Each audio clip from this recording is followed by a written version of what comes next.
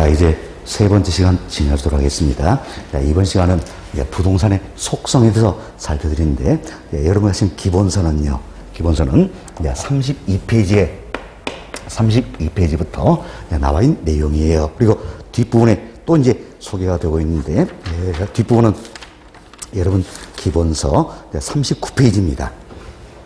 자, 그래서 기본서는 32페이지부터, 그리고 39페이지부터 나와 있는 내용을 모아서 설명을 드리고자 하는 부분이 바로 부동산의 속성이에요. 그리고 여러분 강의 노트는 16페이지에 나와 있는 내용이다. 이렇게 생각하시면 되겠습니다. 이번에서 살펴드리겠는데, 먼저 여기 보세요. 부동산의 속성이라고 했어요. 이때 속성은 뭘 의미하는가? 속성이라는 것은 본래부터 지니고 있는 성질을 말한다. 그래서 부동산의 속성에서는 부동산이 본래부터 지니고 있는 성질을 말한다. 그래서 얘도 학자에 따라서 다양하게 표현하는 겁니다. 속성 이렇게 표현하기도 하고, 또 본래부터 지니에 따라서 존재 가치, 본질적 가치, 줄여서 본질처럼 다양하게 표현하고 있다 생각하시고, 자, 이 중에 가장 널리 쓰고 있는 표현이 바로 속성이다. 이 표현이에요. 속성이다 생각하시고, 이 어떤 부동산의 속성을 설명하는 학자의 견해도 아주 다양합니다. 그 중에 가장 대표되는 견해가 부동산 속성을 자연, 공간, 위치, 환경, 자산으로 설명하는 게 가장 대표된 견해가 된다. 자, 그럼 여기 보세요. 자연, 공간, 위치, 환경, 자산이다. 많이 들었던 용어들이네요. 우리 지난주에 배웠습니다. 여기 보세요. 자연, 공간, 위치, 환경이다. 여기까지는, 이 네 가지는 부동산의 물리적 개념이 되겠죠. 그럼 물리적 개념이니까 있는 그대로다. 그래서 본래부터 지은 성질이다 할 수 있겠죠. 여기에 교수님께서는 경제적 개념인 자산 여기까지 포함해서 부동산의 속성이다. 이렇게 설명하고 있다. 참고하시면 되겠습니다. 이 중에서도 이 5가지, 이제 이렇게 설명한 게 대표되는 견해가 되는데, 이 중에서도 우리 시험에 출제 대상이 되는 건 바로 공간이에요. 공간. 그리고 간혹 위치에 대해서도 한 번씩 묻고 있는 것이다. 이렇게 생각하시고, 본 과정에서는 이제 공간, 그리고 위치, 이 두 가지에서 학습한다. 이렇게 보시면 되겠어요.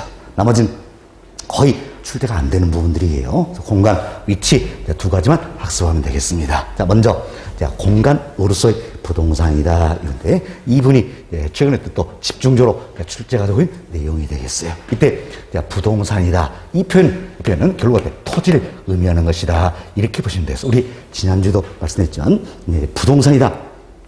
대표적인 건 뭐라 그랬어요? 토지라고 했잖아요. 그래서 부동산이다. 이 표현 자체가 토지를 의미하는 경우도 아주 많다. 이런 말씀 드렸죠. 여기도 마찬가지예요. 공간으로서의 부동산이다. 이때 부동산은 결국 뭡니까? 토지를 의미하는 것이다. 그래서 공간으로서의 토지다 생각하시면 되겠어요. 그래서 우리 지난주에 배웠네요. 토지는 공간이라는 이야기예요.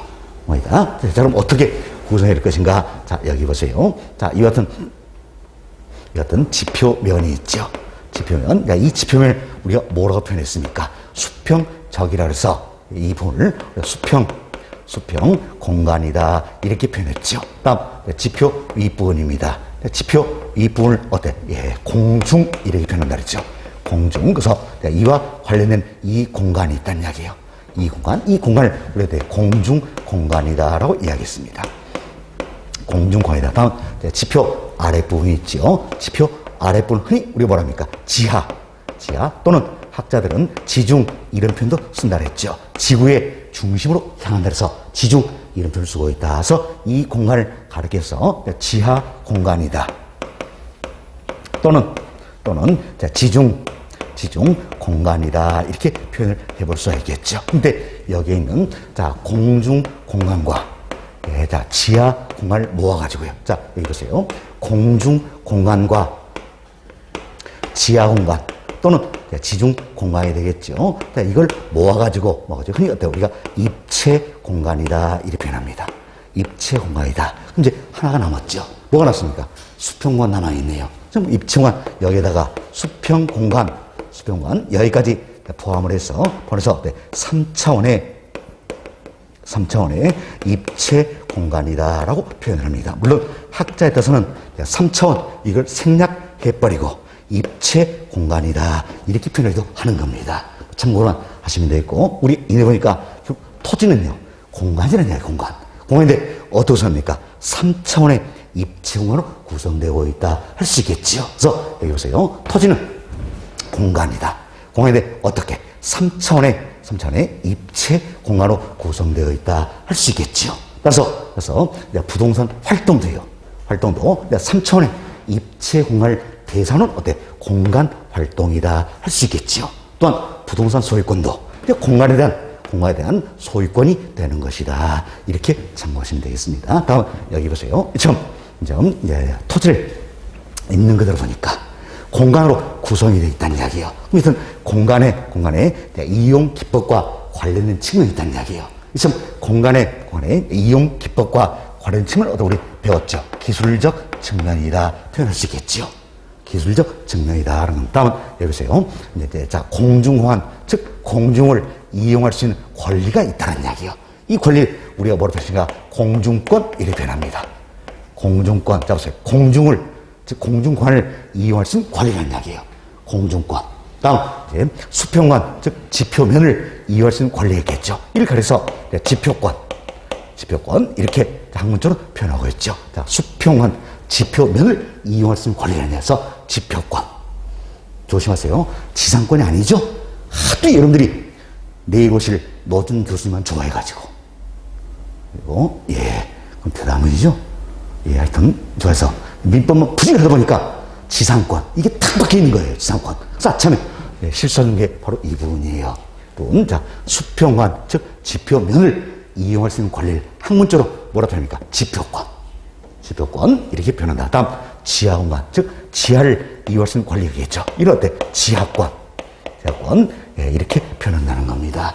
결국은 우리가 토지를 공간으로서 바라보니까 3차원의 입체공간으로 구성되어 있죠. 또한 공중권, 지표권, 지하권 이것은 권리로 구성이 되어 있다. 그래서 권리니까 당연히 이는 어때? 법률적 측면이 된다 할 수 있겠지요. 다음은 공중권에 대한 가격이 형성이 되겠죠. 다음 지표권에 대한 가격이 형성이 되겠죠. 지하권에 대한 가격이 형성이 된다는 이야기예요. 이들을 모두 모아서 어때? 부동산의 가격이다 표현할 수 있겠죠. 사실 내가 어때? 이 땅 사면 정당한 있는 범위 내에서는 공중관, 지하관 이것은 권리 다 포함이 되잖아요. 그렇죠? 그래서 부동산의 가격은 이처럼 수평 공간만의 가격을 의미하는 게 아니라는 이야기야. 수평 공간만의 가격을 의미하는 게 아니라 바로 3차원의 입체 공간에서 가격을 의미하는 것이다. 이렇게 보시면 되겠죠. 이처럼 3차원의 입체 공간에서 가격을 의미하니까 가격과 관련돼서 이는 경제적 측면이 고려된다 할 수 있겠죠. 이처럼 토지, 즉 부동산을 공간의 개념으로 바라보니까 기술적 측면, 경제적 측면, 법률적 측면, 이처럼 복합 개념, 사고에 입각을 하게 된다. 이렇게 보시면 되겠어요. 그래서 여기 보세요. 토지는 3차원의 입체공간이라 했죠? 그래서 기술적, 경제적, 법률 측면에 복합 개념으로 인식이 되고 있다. 이렇게 생각하시면 되겠습니다. 자, 이렇게 해서 저희들이 공간으로서의 부동산, 공간으로서 토지다. 의의는 다 살펴드렸습니다. 살펴드렸고, 잠깐 여기 한번 봅시다. 여기는 다시 한번 정리합시다. 자, 공간으로서의 부동산이다. 이는 무슨 의미예요? 토지는 공간이다. 할 수 있겠죠? 3차원의 입체공간으로 구성된다. 보시면 되겠어요. 따라서 부동산 활동은 3차원의 입체공간을 대상으로 어때? 공간 활동이다. 이렇게 보시면 되겠습니다. 자, 다음은 두 번째로서 이 같은 입체공간의 활용에 대해서 조금 더 살펴보도록 하겠습니다.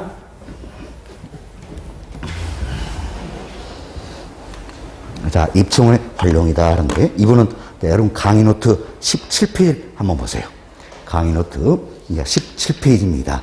자, 여기 보시면 제가 넣어드렸죠? 양고리 2번 입체공간의 활용이다. 결국 이 같은 입체공간 어때? 활용하자 그 이야기예요. 활용하자. 그래서 먼저 편곡을 1번에 구분 지상권이다 넣어드렸어요. 자, 이는 민법 시간에도 더 자세히 배우셔야 될 겁니다. 배우셨는데 프린트물 한번 봅시다. 강의 노트 보세요. 지하 또는 지상의 공간은 상하의 범위를 정하여 건물, 기타 공작물 소유하기 위한 지상권의 목적으로 할 수 있다라는 거죠. 이게 구분지상권이에요. 따라서 국가가 사유지 지하의 일부를 사용하기에 구분지상권을 설정할 수 있어요, 없어요? 있다. 이런 정도로 이것은 간략히 이해되시면 되겠습니다. 그리고 중요한 건, 자, 편거로 2번에 나와 있는 개발권 양도제도다. 이 부분이에요. 이분이 굉장히 중요한 내용이다 생각하시고, 자, 이 분이 최근에 집중적으로 출제가 되고 있는 것이다. 이렇게 보시면 되겠어요. 그래서 개발권 양도제도 이거는 잘 이해를 좀 해주실 필요가 있는 부분이에요. 또한 여기뿐만이 아니라 개발권 양도제도는요, 자, 부동산 정책론과 연계되어서 출제도 많이 되고 있다. 지난 시간도 마찬가지예요. 정책론 여기 있을 때 연계돼서 또 출제가 됐던 그 같은 부분이 되겠습니다. 근데 자, 여기 봅시다. 우리가 이렇게 설명을 좀 드립니다. 자, 이 같은 토지가 있어요. 이 토지가 있는데 여기에 문화재가 있습니다. 문화재. 이 문화재를 보호할 목적으로 문화재 인근에 있는 이 지역을 보전 지역으로 선포한다는 이야기예요. 보전 선포고 보전지역을 벗으면 어떻습니까? 개발 가능 지역으로 선포를 한다는 겁니다. 근데 그래서 보전 지역에서는 문화재를 보호하자는 취지가 있으니까 어때? 토지 이용에 따른 규제가 아주 심하다, 극심하다 할 수 있겠죠. 그렇지만 개발 간접은 토지 이용에 따른 규제가 다소 완화된다. 이렇게 우리가 봅시다. 자, 그럼 보세요. 이제 보존지역에서는 자, 문화재 보호의 목적에서 건물 높이 못 지게 하겠다는 이야기예요. 그래서 건물의 높이 이를 규제하는 가장 대표적인 수단이 뭡니까? 용적률이지요. 그래서 보존지역에서는 용적률 50%가 적용이 되고요. 다음 개발 간접은 다소 완화되죠. 그래서 자, 용적률 200%가 적용이 된다는 이야기예요. 그럼 자, 주어진 용적률 최대한 활용한다면 보존적 토지소의 경우에는 건물을 이렇게 지어볼 수 있겠죠. 반면 개발 가능적 토지 소유의 경우에는 건물을 이렇게 지어볼 수가 있다라는 겁니다. 자, 그럼 먼저 보세요. 자, 보존적 토지 소유 입장에서는 자, 문화재를 보호하자 취지는 좋다는 이야기예요. 그렇지만 인근에 있는 개발 가능적 토지 소유자보다 자, 이만큼 자, 토지 이용이 됩니까 안 됩니까? 안 된다라는 걸 알 수 있겠죠. 이제 자, 보존적 토지 소유자 입장에서는 개발 가능적 토지 소유자에 비해서 토지 이용 규제가 극심함에 따른 손실 보고 있다 할 수 있겠죠. 보고 있다. 이 손실을 완화시킬 수 있는 제도 장치를 마련해보자라는 이야기예요. 또한 여기서요, 보존적 토지 소유자와 개발 가능적 토지 소유자 간에 토지 소유의 형평성이 맞아야 안 맞아요? 안 맞지요. 토지 소유의 형평성을 높여보자라는 이야기예요. 그래서 토지 이용 규제가 극심하다는 누굽니까? 보존적 토지 소유자 되겠지요. 참 보존적 토지 소유자의 토지 이용 규제가 극심한 때는 손실을 완화시켜주고 토지 소유의 형평성을 높일 수 있는 제도 장치를 마련해보자라는 이야기예요. 이때 문제되는 건 바로 뭡니까? 이 부분이 문제가 되겠죠. 이 부분을 우리가 뭐라고 표현할 것인가? 위쪽이죠. 이쪽이니까 상부의 미이용 공간이다. 이렇게 표현합니다. 상부의 미이용 공간이다. 위쪽에 미이용 공간이다. 할 수 있겠죠. 자, 그럼 이제 이 부분이 문제되니까 이 부분만큼 개발할 수 있는 개발권을 부여를 해주겠다는 이야기예요. 개발권을 부여해주겠다. 잘 보세요. 보존적 내에서 개발성 권리를 줘버린다면 결국 문화재 보호자 취지가 맞아요, 안 맞아요? 안 맞잖아요. 그럼 어디를 개발성 권리를 줄 것인가? 바로 개발 가능 지역. 이 개발 가능적 이 토지를 개발할 수 있는 개발권을 부여해주겠다는 이야기. 자, 잘 보세요. 개발권을 부여해주는 겁니까? 소유권을 부여해주는 겁니까? 개발권을 부여해준다는 이야기죠. 개발권을 부여준다는 겁니다. 그래서 이제 보존적 토지 소유자에게 지금 개발 가능적 토지를 개발할 수 있는 개발권을 준다는 이야기예요. 권준데 이때 보존적 토지 소유자 입장에서는 이 땅을 그대로 가지고 있으면서 이제 개발 간접의 개발권. 이것만 어떻습니까? 개발권, 이것만 이렇게 때 팔아먹는다는 이야기예요. 자, 말 그대로 개발권 양도지도잖아요. 개발권 때 팔아먹는다는 이야기예요. 아? 예, 잘 보세요. 보존적 토지사업자에서는 토지는 그대로 가지고 있으면서 개발권만 팔기 위해서는 어때? 토지 소유권과 개발권이 때 분리가 돼야 되겠지요. 그래서 인류에서 미국에서는 개발권이라는 증설 발행을 해준다는 겁니다. 첫 글자서 어때 TDR 이 표현을 하는데 신경 쓰지 마시고 개발권이라는 증설 발행해 준다는 이야기예요. 저럼 보존적 토지사 입장에서 개발권 받았잖아요. 이 개발권을 개발 간접에 팔아먹는다는 이야기예요. 근데 개발 간접 토지사 입장에서는 개발권 이런 걸 안 사도요. 그래서도 법적 상한인 용적률 200% 이걸 정해서 건물 어때? 이렇게 지어볼 수가 있다는 이야기예요. 건물을 이렇게 지어볼 수가 있다. 그렇지만 이제 개발권을 사면요. 그러면 법적 상한인 200% 이걸 초과해서 그래서 건물 어때? 이렇게 더 높이 질수록 해주겠다는 이야기예요. 건물을 더 높이 질수록 해주겠다. 그렇죠? 법적 상한인 용적률 200% 이걸 초과해서 건물 때 이렇게 더 높이 짓기 위해서 개발권 살 수 있어요, 없어요? 있겠지요. 개발권 살 수 있다는 이야기. 그럼 처음 이제 개발 간접 토지사업자에서는 개발권 사서 건물 더 높이 지었어요. 더 높이 지니까 당연히 개발 이익이 발생하겠죠. 이 발생은 개발 이익이 전적으로 개발 간접 토지 소유자의 귀속될 것이냐? 그건 아니겠지요. 사실 보존적 토지 소유자부터 개발권 때 사왔잖아요. 그러니까 대가를 지급하겠지요. 그래서 이때 개발 이익이 바로 보존적 토지 소유자에게 넘어가게 된다는 이야기예요. 그럼 보존적 토지 소유자 입장에서는 당연히 개발권 팔고 그에 따른 대가를 받았으니까 토지 이용 규제가 극심하다. 여기에 따른 손실이 어때? 완화된다. 할 수 있겠지요.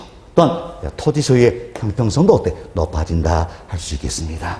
자, 이 같은 제도를 개발권을 팔아먹면서 개발권 양도제도 또는 개발권 이전 제도다 이렇게 표현하는 거예요. 자, 그럼 이 제도의 의의는 어디서 있는가? 바로 시장을 통해서 해결하려는 데 의의가 있다는 이야기예요.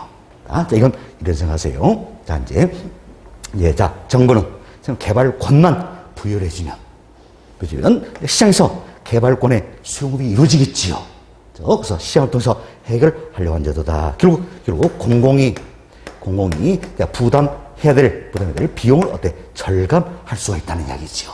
자, 보세요. 보존적 토지 소유자의 토지 이용에 극심하게 따른 손실을 어때? 완화시켜주는데 공공이 보상해 주는 겁니까? 아니잖아요. 그죠? 어찌 보면 개발 이익이 보존 토지에 넘어간 셈이잖아요. 그렇죠? 결국은 공공이 직접 보상이 아니잖아요. 그렇죠? 그래서 공공이 부담 비용을 절감하면서 시장을 통해서 해결을 하려는데 이 제도에 의의가 있다. 이렇게 보시면 되겠습니다. 자, 그리고 이 제도는 결국 공중 공간을 활용하는 하나의 사례가 되겠죠. 지금 공중 공간을 활용하는 하나의 사례가 된다. 이렇게 보시면 되겠어요. 자, 그리고 이 같은 개발권 양도제도는요. 당초에 미국에서 역사적인 유물 보존을 목적으로 도입이 된 겁니다. 그래서 미국에서도 일부 주에서 시행은 제도였고 잘 기억하세요. 현재 우리나라에서는 도입된 제도가 어때? 아니라는 거예요. 아니다. 따라서 우리나라에서는 현재 시행 중인 정책선 어때? 아니다. 이렇게 보시면 되겠어요. 지난 시간도 바로 이분이 답이 됐던 거예요. 현재 우리나라 시행하고 있는 주택 정책선이 아닌 것은 이렇게 문제가 났어요. 그래서 보기 보니까 개발권 양도제도 이게 들어있네요. 이는 현재 시행 중인 정책이 아니다. 미국에서 일부 주에서 시행하고 있는 제도다. 이렇게 생각하시면 되겠습니다. 자, 이렇게 해서 우리 이제 개발권 양도제도 이분 다 말씀을 드렸는데, 자, 여러분 강의 노트 한번 봐보세요. 강의 노트 한번 보시고 잘 정리합시다. 강의 노트 17페이지입니다. 상단에 편과라 2번. 자, 개발권 양도제도 또는 이전제도다 나와 있죠. 자, 첫 번째 보세요. 자, 상부 미용관에 직접 시설 건축하여 이용함이 부적당한 경우 바로 이 부분이 되겠지요. 상부 미용관 여기가 되겠죠. 이 부분에 직접 시설 건축하여 이용함이 부적당한 경우 상부 미용관 여기에 상하는 용적률의 개발권 등을 인근 토지로 양도에서 이원 방법을 말한다는 거죠. 동그라미 1번. 자, 보전지역 토지 소유자의 개발 제한으로 발생한 손실을 개발 가능지역 토지를 개발할 수 있는 개발권이라는 권리를 보면서 자, 개발 가능 지역에 개발권을 부여하는 겁니까? 소유권을 부여하는 겁니까? 개발권. 소유권이 아니죠? 개발권을 부여한다. 그래서 손실을 보전하기 위한 제도다 할 수 있겠죠. 동그라미 2번.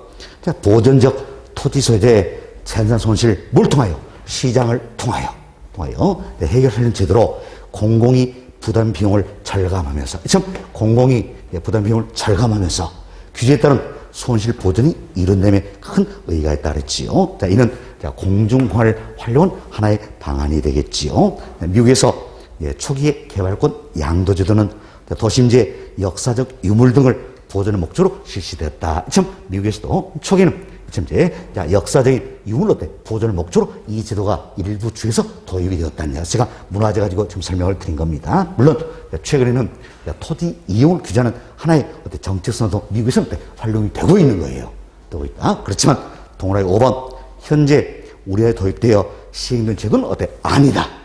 아니다. 이걸 잘 기억을 해두시면 되겠다라는 겁니다. 됐습니다. 자, 이래서 개발권 양도제도 다 살펴드렸고요. 다음 여기 봅시다. 여기서 자, 용적률 인센티브 제도라는 게 있어요. 자, 이건 쉽게 우리 이 생각하시면 되겠어요. 자, 용적률이 법적 상한이 200%예요. 여기에 인센티브 플러스 알파를 주겠다. 그래서 인센티브가 5%라면 그러면 결국은 용적률이 얼마 됩니까? 205%가 되겠죠. 이처럼 용적률이 늘어나면 그러므로 더 높이질 수 있잖아요. 그래서 이도 공중공화를 활용한 하나의 사례가 된다. 이렇게 보시면 되겠습니다. 다음 용적률 거래 제도라는 게 있어요. 자, 이건 쉽게 이 생각하세요. 자, 용적률 거래 제도라는 것은 용적률로 사고 파는 제도예요. 조금 전에 여기 보세요. 개발권 양도 제도다. 이는 뭘 사고 팔았습니까? 개발권 이걸 사고 팔았잖아요. 그렇지만 용적률 거래 제도라는 것은 용적률 사고 파는 제도다. 이렇게 보시면 되겠습니다. 자, 참 이제 자 보세요. 개발권 양도 제도. 다음 자, 개발권 양도 제도. 다음 용적률 인센티브 제도. 용적률 거래 제도다 할 수 있겠죠. 모두가 용적률과 관련이 되어 있잖아요. 그럼 용적률과 관련해서 당연히 용적률이니까 그러면 높일 규제는 쓰는 얘기겠죠. 그래서 이 개발권 양도제도, 용적률 인센티브 제도, 용적률 거래제도 모두가 공중 공간을 활용하는 사례가 된다 할 수 있겠죠. 그래서 이 세 가지는 모두가 공중공간을 활용하는 사례가 되는 것이다 할 수 있겠죠. 그러면 개발권 양도제도 이는 현재 우리나라에 도입된 제도는 아니라고 했어요. 그래서 우리에서 시행 중인 정책은 아니다. 그렇지만 용적률 인센티브 제도, 용적률 거래제도 이는 우리나라에 적용된 사례가 있다. 이렇게 참고하시면 되겠습니다. 아시겠죠? 여튼 용적률 나오면 모두 공중공간을 활용하는 사례가 되는 것들이다. 이렇게 생각하시면 되겠습니다. 그래서 이 내용도 여러분 강의 노트 17페이지 보충학습에 포함시켜 드렸으니까 참고하시면 되겠습니다.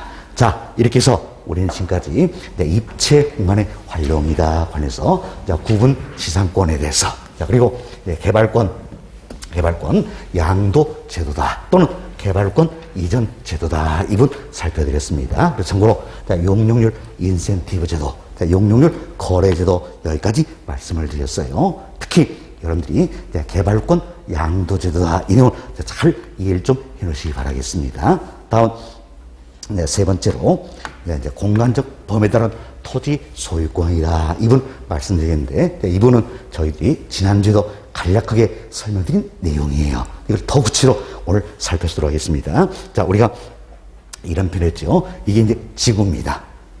이게 지구예요. 지구인데 지구에서 내가 이제 이만큼 땅을 가지고 있다는 이야기야.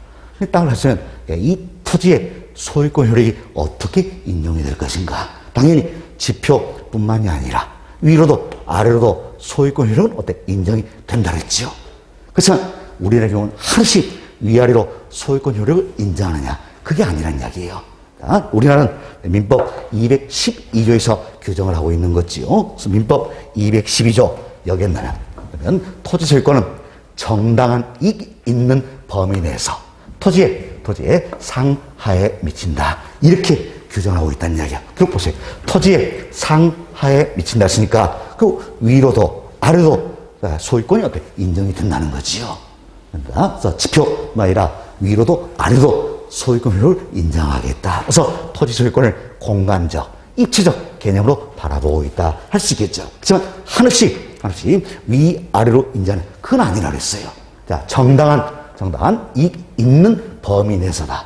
지금 정당한 이익 따로 인정되는 이 부분에 대해서만큼은 어때? 지표뿐만이 아니라 위로도 아래로도 소유권 효력을 인정하겠다. 이 내용이 되겠죠. 지금 정당한 이익 있는 범위 내에서 지표뿐만이 아니라 위로도 아래로도 소유권 효력을 인정하겠다. 이렇게 보시면 되겠어요. 따라서 토지 소유권을 실질적으로 제한하고 있다는 걸 알 수 있겠죠. 왜? 정당한 이익 있는 범위 내에서 토지의 상하에 미친다 그랬죠. 그래서 실제로 제한하고 있다는 겁니다. 이때 정당한 이익 있는 범위가 어떤지 굉장히 중요한 내용이 되겠죠. 지금 정당한 이익 있는 범위는 어떤 겁니까? 사회 통념상 판단하고 법률이 허용하는 용도적 범위 이내에서 판단하기도 한다. 보시면 됐어요. 그래서 검표율, 용적률 이걸 가지고 우리가 판단을 해볼 수도 있다. 이렇게 보시면 되겠습니다. 됐습니다. 일단 여기까지 말씀을 드리고요.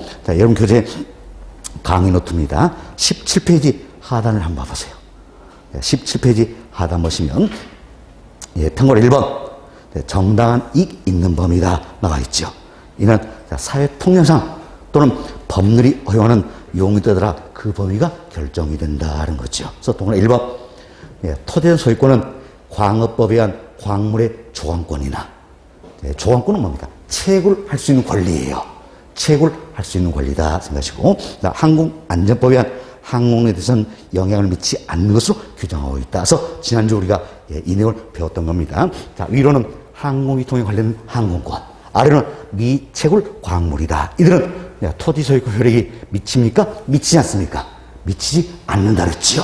그래서 내 땅 밑에 금이 묻혀 있다. 좋아할 이유가 하나도 없다라고 우리 이야기한 부분이에요. 그래서 항공유통에 관련된 항공권이나 미채굴 광물 관련된 권리는 토지 소유권 효력이 미치지 않는 것이다. 이렇게 생각하시면 되겠습니다. 이게 동그라미 1번이에요. 다음 동그라미 2번 봅시다. 지하 공간의 이용이 증대되고 초고층 건물이 늘어남에 따라 토지 소유권의 구체적 범위에서 법원 판단에 의존하기도 한다는 거예요. 사실 생각하세요. 지금 지하 공간의 이용이 늘어나고 초건축물이 들어선다는 이야기예요. 그리고 정당한 이익이 있다 없다. 여기 어디까지 된 것인가? 이 자체에 굉장히 중요한 내용이 되겠죠. 그래서 정당한 이익이 있는 범위가 어디까지 가자. 이 판단할 때 법원에 의존하기도 한다. 이런 정도로 이해하시면 되겠습니다. 됐습니다. 자, 여기까지 말씀을 드리고, 다음은 한번 여기 봅시다. 조금 전에 저희들이 공간은 3차원의 입체 공간이라고 그랬죠? 그래서 이제 기술적 측면, 경제 측면, 법률 측면이 고려되고 있다라는데, 특히 법률 측면 이와 관련해서 한 번 더 살펴보자라는 겁니다. 자, 여기 보세요. 보시면, 자, 이분이 바로 뭡니까? 지표면이죠. 지표면, 즉, 이분이 어때? 수평 공간이다. 참, 지표면, 수평 공간을 이용할 수 있는 권리를 가르쳐서 우리가 뭐라 했습니까? 지표권, 이렇게 표현했죠. 그럼 이 지표권도 다양한 권리로 구성이 되어 있다는 겁니다. 사실, 어때? 이 땅 위에 내가 작물 재배할 수 있겠죠? 경작권.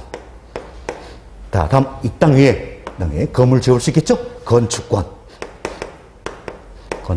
다음, 여기에 있는 지표수, 즉, 물 이용할 수 있다는 이야기야. 용수권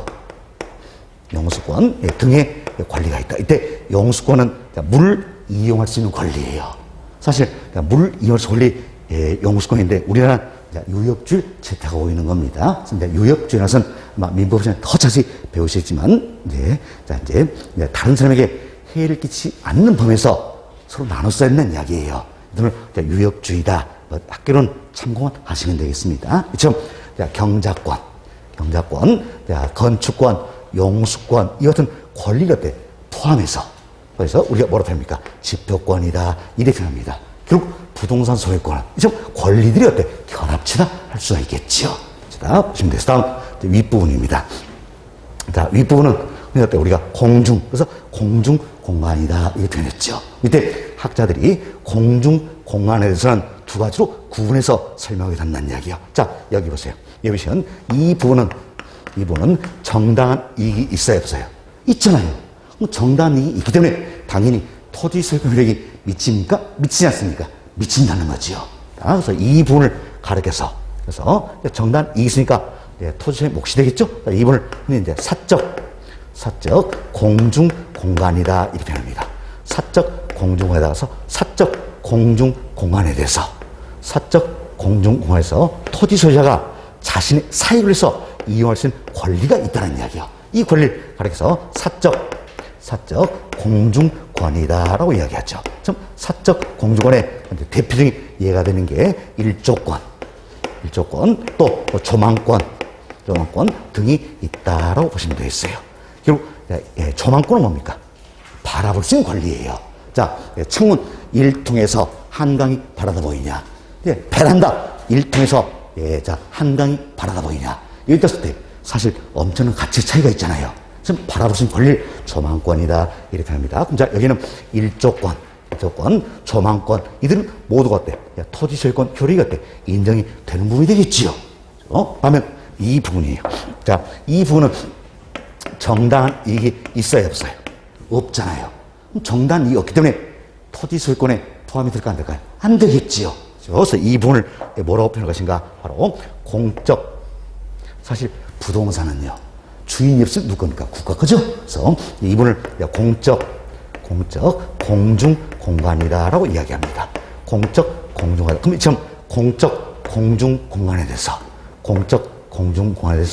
이제 공익을 위해서 사용할 수 있는 권리가 있다는 이야기예요. 이 권리를 가르쳤을 때 공적 공중권이다라고 이야기합니다. 그래서 공적 공중권의 가장 대표인 예가 바로 뭡니까? 항공기 통행 관련된 항공권이라든지 전파에 발착 관련된 전파권 등이 있다. 따라서 항공권이다.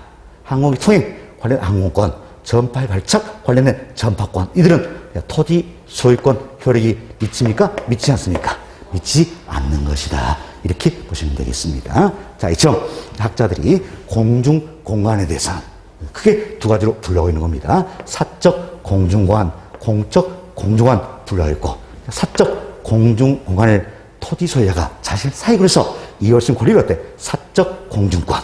다음, 공적 공중권을 이용할 수 있는 권리가 어때? 공적 공중권이다. 이렇게 구분을 하고 있다는 이야기예요. 그렇지만 아래쪽 내려봅시다. 아래는 뭡니까? 지하가 되겠죠? 지하. 이 부분을 우리가 이제 지하 공간이다. 이렇게 표현합니다. 또는 지하 이 부분을 학자들은 지중이다 표현하면서 지중 공간이다 할 수 있겠죠. 그래서 이제 지하 공간에서 어떠한 이익을 얻거나 지형을 이것은 권리를 얻다 우리가 지하권 또는 지중권 이렇게 표현하겠죠. 자, 사실 여기 보세요. 학자들이 공중 공간은 사적 공중관, 공적 공전 분류하고 있잖아요. 그렇지만 지하 공간은 따로 이렇게 분류하지 않는다는 이야기예요. 분류하지 않고 지금 이제 지하 공간을 이용하거나 이것은 지형을 이용하거나 일통에서 이익을 얻은 권리를 지하권이다 또는 지중권이다 이렇게 표현한다는 이야기예요. 밑에 지하권에도 여러 개의 권리가 있겠죠. 예를 들어서 지하수를 이용할 수 있는 권리도 있겠고 지하수를 이용할 수 있는 권리도 있겠고 다음 미채굴, 광물 관련된 권리도 있다라는 것 등등 여러 가지가 있다는 이야기예요. 근데 자 보세요. 우리나라 경우에는 토지 소유자에게 지하권 관련된 모든 권리를 인정해 줄까요? 일부만 인정해 줄까요? 일부만 인정해 주겠죠. 왜? 여기 보세요. 정당한 이익 있는 범위 내에서 토지가 상하에 미친다 했어요. 위로도 마찬가지지만 아래도 마찬가지라는 얘기예요. 정당한 이익 있는 범위 내에서만 인정해 주겠다는 이야기예요. 결국 지하에 관한 모든 권리를 인정해 주겠다? 안 한다는 이야기예요. 그럼 일부는 인정하고 일부는 인정하지 않는다는 이야기예요. 그럼 생각해보세요. 이제 토지 소유자에게 인정해 준 거는 토지 소유자의 몫이 되겠죠. 인정하지 않는 부분은 국가의 몫이 된다는 이야기예요. 그런데 돈 될 만한 거 인정해 줄까요? 안 될 만한 거 인정해 줄까요? 뭔가 주긴 줘야 되니까. 주에 돈 안 될 만한 거 주겠지요. 그럼 보세요. 지하수를 이온성 원리, 미치골 광물. 돈 안 될 만은 뭡니까? 지하수 이온성 원리가 되겠죠. 그래서 하여튼 주긴 줘야 되니까. 중요하니까 지하수 이온성 원리 이거 줄 테니까 너 먹고 떨어져라는 거죠. 예, 사실은 지하수는 토지의 구성 분자예요. 따라서 지하수를 이온성 원리는 토지 소유권에 포함이 됩니다. 그렇지만 우리나라의 경우에 미치골 광물은 민법상 객체되지 못하고 광업법상 광업권의 객체니까 토지 소유권 효력이 어때? 인정되지 않는다. 토지 소유권에 포함되지 않는다. 이렇게 생각하시면 되겠습니다. 자, 이처럼 우리가 이제 토지 소유권을 자, 공간적 범위에 따라서 구분해 봤어요. 토지 소유권을 공간적 범위 따라 구분해 보니까 크게 세 가지 권리가 있지요.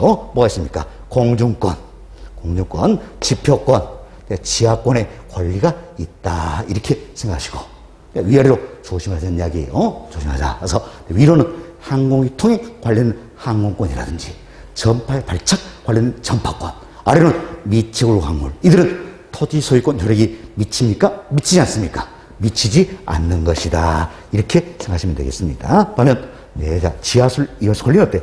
토지 소유권에 포함이 되고 있다. 이렇게 생각하시면 되겠어요. 자, 이렇게 해서 저희들이 공간적 범위에 따른 토지 소유권이다. 이름도 살펴드렸습니다. 자, 여러분, 자, 강의 노트 17페이지 하단을 한번 봐보세요. 17페이지 하단 보시면 평가로 2번. 자, 공간적 범위에 따른 토지 소유권이다 나와 있죠. 그래서 첫 번째 봅시다. 토지 소유권을 공간적 범위에 따라 분류하면 자, 지표권 이렇게 있죠. 지표권, 공중권, 지하권이 있다. 이렇게 보시면 되겠습니다. 다음 동그라미 1번 봅시다. 토지 지표를 토지 소유자가 배타적으로 이용하여 작물을 경작하거나 경작권이죠. 건축물을 건축할 수 있는 권리가 있다. 건축권이죠. 등의 권리를 포괄해서 뭐라 합니까? 지표권 이렇게 표현하겠죠. 지표권. 그래서 괄호 보세요. 경작권, 자, 건축권, 용수권 등의 권리를 포함해서 지표권 이렇게 표현하는 겁니다. 참고로 용수권 우리는 어때? 유역주의를 채택하고 있다는 거죠. 자, 다음 페이지 보시면 강의 노트 다음 페이지 보시면 이 그림이 그려져 있을 겁니다. 그림 참고하시면 되겠고 동그라미 2번 봅시다. 동그라미 2번 보시면 공중공간을 이용할 수 있는 권리다. 공중권이죠. 이는 사적 공중권과 공적 공중권으로 구분되고 있지요. 그래서 첫 번째 점, 토지 소유자가 토지 구역상의 공중권을 타인에게 방해받지 않고 정당한 이익이 있는 범위에서 이용 관리할 수 있는 권리가 된다. 이게 사적 공중권이 되겠지요. 대표적으로 일조권, 조망권 등을 들 수 있다는 거죠. 다음 그 아래 점 봅시다. 공공기관이 공익의 목적을 위하여 공중권을 이용할 수 있는 권리다. 이게 공적 공중권이 되겠죠. 대표적으로 항공유통에 관련된 항공권, 전파의 발착 관련된 전파권 등이 해당이 된다는 거죠. 동그라미 3번. 토지 소유자가 지하 공간에서 어떤 이익을 얻거나 지하공간을 사용할 수 있는 권리를 뭐라 합니까? 지하권. 박스에 첫 번째 보세요. 지하수는 토지의 구성 분자죠. 따라서 지하수를 이용하는 권리는 토지 소유권에 포함이 된다는 겁니다. 그렇죠? 미치고 광물은 민법상 객체되지 못하며 광업법상 광업권의 객체 등으로 토지 소유 효력이 미치지 못한다는 거죠. 다음 그렇죠? 공익사업이라도 토지의 지하 또는 지상관을 사실상 영구적으로 사용하는 경우에 공익사업자는 토지 소유에게 토지 이용에 때 저해된 정도에 따라 보상을 해야 되겠죠. 이런 관점에서 서울시 조례로 나오게 된 게 한계 심도란 개념이 있어요. 그래서 보충하우스 박스에 넣어야 되는데, 자, 이건 이런 사례 봅시다. 이 토지가 있어요. 자, 이 토지인데, 자, 여기에는 이 토지는 토지 소유의 이용을 저해하지 않는 깊이가 여기에요. 다음, 이 토지는 토지 소유의 이용을 저해하지 않는 깊이가 여기에요. 이 토지는 토지 소유의 이용을 저해하지 않는 깊이가 여기가 되겠습니다. 자, 이걸 이렇게 해서 연결시키면 이 자체가 뭐가 되는 겁니까? 바로 한계 심도다 할 수 있겠죠. 이게 한계 심도가 되겠습니다. 그래서 한계 심도는 지금 토지 소유자의 이용을 저해하지 않는 이 깊이를 말하는 겁니다. 이게 한계 심도다 생각하시고, 이때 우리 이런 생각 합시다. 자, 지금 현재 이 토지 소유자가 이 공간을 이용하고 있지 않다는 거예요. 그랬을 때 공익의 목적으로 이처럼 지하철을 이렇게 뚫어버렸어요. 지하철을 이루도록 했어요. 자, 그럼 여보세요. 토지 소유의 입장에서는 자, 한계심도 이내의 공간입니다. 바로 이 부분이 되겠죠. 한계심도 이내의 공간. 여기까지는 정당한 이익이 있어요, 없어요? 있잖아요. 토지 소유 이용할 수 있어야 되겠지요. 그렇죠? 지하철 뚫어버리면 토지 소유가 이 부분을 이용할 수 있어요, 없어요? 없잖아요. 따라서 예, 자, 예, 이 부분에 대해서는 즉 한계심도 이내의 공간이죠. 참 한계심도 이내의 공간에 대해서는 토지 소유자의 이용을 저해하는 정도더라. 자, 보상을 해야 돼, 안 해야 돼요? 해야 되겠지요. 그렇지만 자, 한계심도 이하의 공간입니다. 바로 이 부분이 되겠죠. 한계심도 이하의 공간에 대해서는 자, 이분은 정당한 이익이 있어요, 없어요? 없잖아요. 그래서 이분은 이론적으로 손실보상할 필요 있다, 없다? 없다. 예, 이런 개념에서 나오게 되는 게 바로 한계심도다 생각하시고 다시 한번 지문 살펴봅시다.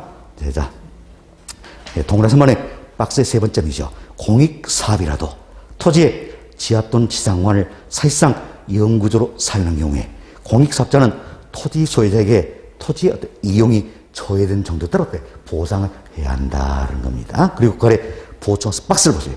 한계심도 넣어드렸습니다. 한계심도란 토지 소유자의 통상적 이용 행위가 예상되지 않으며 지하시설 설치로 일반적 토지용의 지장을 초래하지 않는 깊이를 말한다는 거죠. 그래서 한계심도 이하의 공간은 이나겠죠. 자, 결국 여기에요. 이게 한계심도라면 한계심도 이하의 이 부분이 되겠죠. 이 부분에 대해서는 이론적으로 손실보상의 대상이다? 아니다. 참으로 한계심도 이내의 공간에서는 자, 한계심도 이내의 공간 여기까지 해야 되겠죠. 예, 한계심도 이내의 공간에 대해서는 당연히 토지소유의 이용을 저해하는 이 정도에 따라서 손실보상이 돼야 돼, 안 돼야 돼? 돼야 되겠지요. 이렇게 이해하시면 되겠습니다.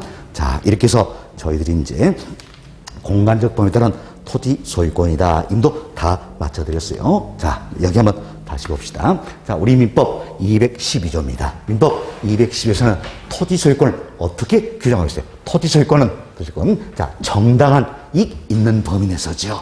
처럼 자, 정당한 이익 있는 범위에서 토지의 어때 상하에 미친다. 이렇게 규정하고 있다. 생각하시면 되겠습니다. 자, 이렇게 해서 저희들이 이제 공간에 대해서는 다 맞춰드렸습니다. 사실 부동산의 속성이다. 가장 대표되는 견해를 주자면 부동산 속성을 5가지로 설명한다 그랬죠. 자연, 공간, 위치, 환경, 자산이다. 이 중에 우리 시험에 출제가 되고 있는 건 공간, 그리고 간혹 위치도 출제가 되고 있다 생각하시고, 지금까지 공간에서는 다 살펴드렸습니다. 살펴드렸고, 다음은 여러분 기본서 한번 보시도록 하겠습니다. 기본서 몇 페이지를 한번 보시냐면요. 자, 34페이지입니다. 자, 34페이지 하단 보시면, 자, OX 문제 1번만 보시면 될 거예요. 1번 한번 봅시다. 자, 민법 규정에 의하면 토지 소유자는 광업법에서 열가는 미책을 광물의 권리를 갖는다. OX, X. 잘못된 거죠? 우리 여러 처리가 있어요. 자, 미책을 광물은 토지 소유 효력이 미칩니까? 미치지 않는 겁니까? 미치지 않는 것이다. 그래서 토지 소유권에 포함되지 않는다 그랬죠? 그래서 X 이렇게 보시면 되겠습니다. 자, 이제 1번 정도만 보시면 될 것 같아요.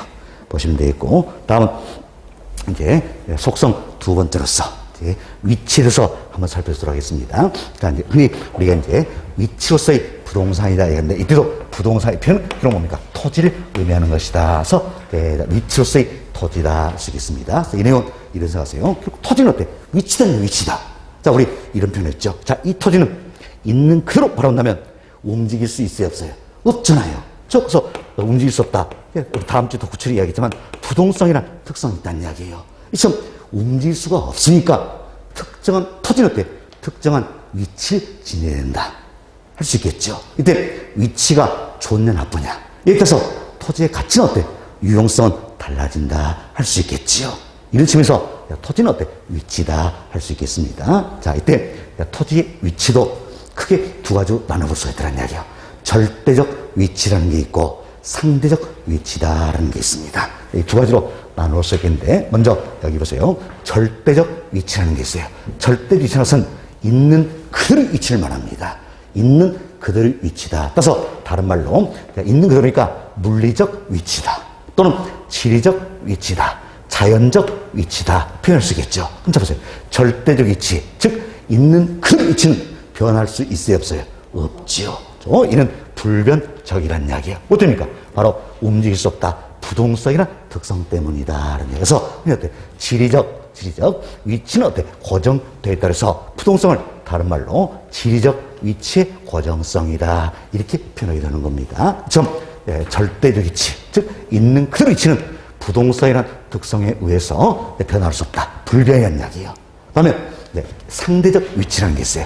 상대 위치는 주변에 토지 이용이 어떠느냐 여기에 따라서 결정된 위치를 말한다는 이야기예요. 자, 그럼 여기서 이게 내 땅이에요. 내 땅인데 내 땅 주변에 토종이 어떠느냐 여기에 따라서 내 땅의 위치, 위상은 달라질 수 있어요, 없어요? 있잖아요. 이게 상대적 위치다. 그래서 상대적 위치를 다른 말로 우리가 경제적 위치다 또는 인문적 위치다 이렇게 표현하는 겁니다. 그럼 참 상대적 위치는 변할 수 있어요, 없어요? 있잖아요. 주변 토종이 어디에 따라서 내 땅의 위치상 얼마나 달라질 수 있겠지요. 그래서 상대치는 변할 수가 있다는 거죠. 유동적이고 가변적이다. 이는 어떤 생각? 바로 위치의 가변성이다. 이런 특성 등과 관련이 된다. 이렇게 보시면 되겠어요. 그래서 여러분들이 용어 중에 잘 하시면 되는데 위치도 두 가지가 있다는 이야기예요. 하나는 절대적 위치라는 게 있고 또 하나는 상대적 위치가 있다. 이때 절대 위치는 것은 있는 그 위치를 말하는 거지요. 그래서 이는 부동성을 해서 불변적이다.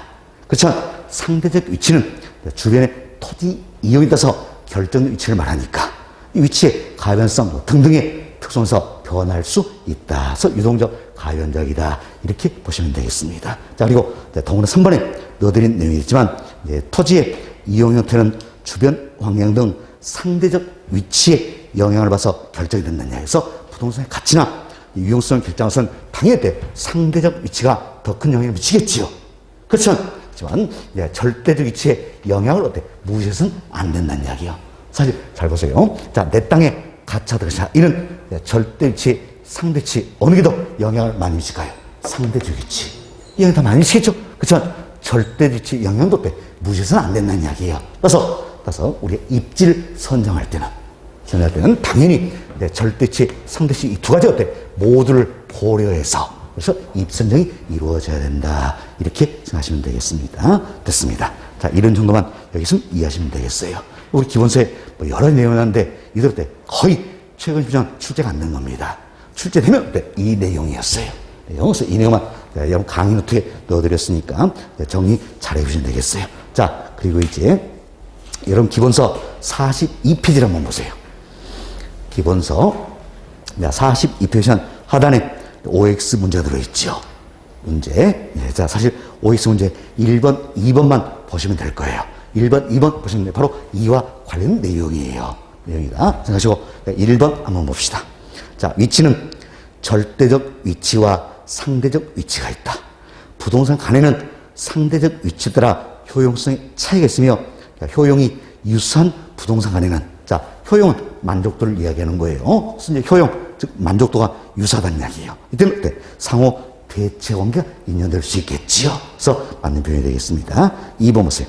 자, 부동산 입지형은 주변의 이용 상황에 따라 결정되는 경제적 위치와 자 보세요. 이제 이 둘 중에 주변의 이용 상황에 따라 결정되는 건 뭡니까? 상대적 위치가 되겠지요. 이게 바로 경제적 위치다 할 수 있겠지요. 다음 이제 부지 자체 물리적 위치다. 자, 그럼 있는 그대로니까 바로 물리 위치는 뭘 이야기합니까? 절대 위치를 의미하겠지요. 그렇죠? 예, 자, 이대로 이제 고려하여 결정한다. 결국 입지를 선정할 때는 상대적 위치뿐만 아니라 절대 위치 모두를 고려해서 이루어져야 된다. 이 내용이잖아요. 이렇게 이해하시면 되겠습니다. 그래서 2번도 맞는 표현이 되겠습니다. 그래서 여기서는 1번, 2번 지문만 보셔도 될 것 같습니다. 자, 이렇게 해서 저희들이 이제 부동산의 속성, 이 환에서는 대표로 두 가지를 말씀드렸어요. 공간으로서 부동산이다. 위치로서 부동산이다. 이 두 가지가 우리 시험 때 주로 출제가 되고 있다 생각하시고 이 두 가지만 잘 정리하시면 되겠습니다. 우리 교재 기본서에 자연, 환경 이런 것도 나와 있어요. 나와 있는데 크게 신경 쓰지 마시기 바랍니다. 최근 신경 한 번도 정확히 표현 20년 이상 한 번도 출제가 안 된 부분들이에요. 신경 쓰지 마시고 우리 공간 그리고 위치 여기 있으면 정리하시면 되겠다. 아시겠죠? 중요한 내용들은 강의 넣어드렸으니까 이 부분 참고하셔서 활용이 좀 되시면 되겠습니다.